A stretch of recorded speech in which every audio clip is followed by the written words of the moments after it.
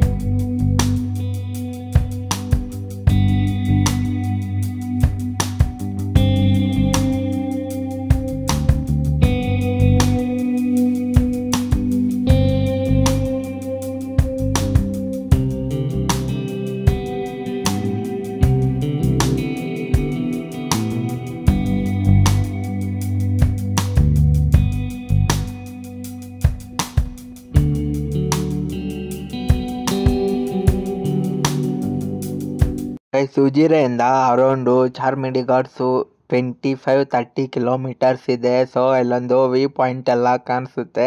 ಬಿಸಿಲಲ್ಲಿ ಹೋಗಿರೋದ್ರಿಂದ ಹೆಂಗೆ ಕಾಣಿಸುತ್ತೆ ಅಂತ ನೋಡ್ಕೊಂಬರೋಣ ಬನ್ನಿ. ಸೊ ಚೆನ್ನಾಗಿದ್ರೆ ಕಮೆಂಟ್ ಸೆಕ್ಷನಲ್ಲಿ ಕಮೆಂಟ್ ಮಾಡಿ.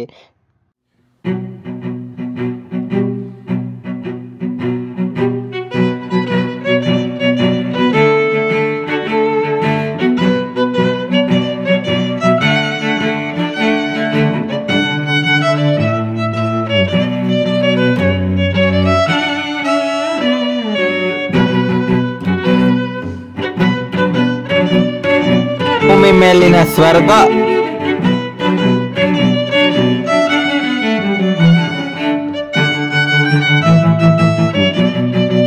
ವ್ಯೂ ಪಾಯಿಂಟ್ ನೋಡ್ಕೊಂಡು ಹಂಗೆ ಡ್ರೈವಿಂಗ್ ಮಾಡ್ಕೊಂಡು ಹೊರಟ್ವಿ ಬೆಂಗಳೂರು ಕಡೆಗೆ.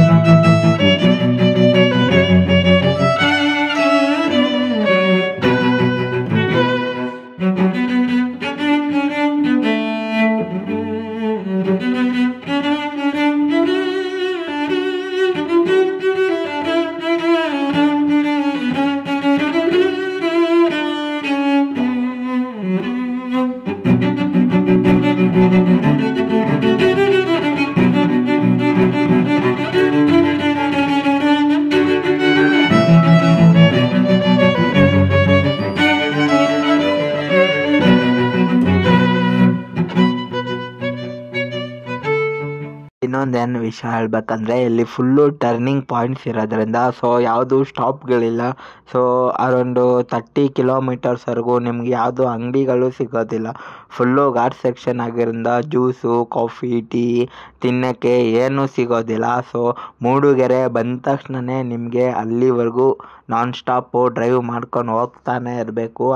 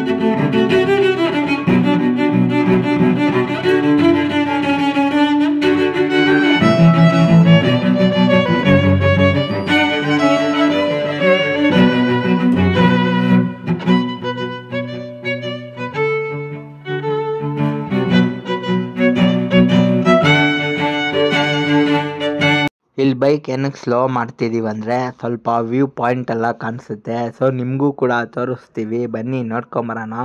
ಇಲ್ಲೇ ಹ್ಯಾಂಡ್ ಲಾಕ್ ಮಾಡಿಬಿಟ್ಟು ಸೊ ಆ ಕಡೆ ವ್ಯೂ ಬೆಟ್ಟ ಎಲ್ಲ ಕಾಣಿಸ್ತಾ ಇದೆಯಲ್ಲ, ಅದೇ ಹೋಗ್ಬಿಟ್ಟು ತೋರಿಸ್ತೀನಿ ಬನ್ನಿ ಹೆಂಗೆ ಕಾಣಿಸುತ್ತೆ ಇದೆ ಅಂತ.